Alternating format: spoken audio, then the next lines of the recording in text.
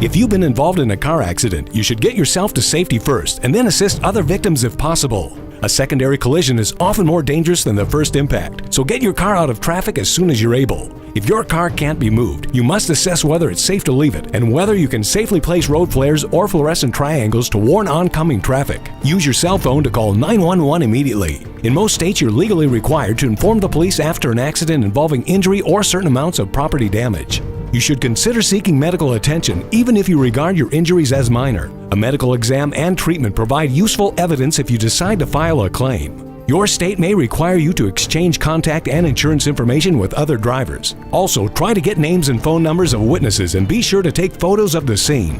If the police respond, they'll write an accident report that may help when dealing with your insurer or filing a personal injury lawsuit. Ask an officer how to obtain a copy of the report and record the officer's name and badge number. Finally, most insurance contracts require you to notify your insurance company quickly. A personal injury attorney in your area can help ensure that you take all the necessary steps after your auto accident.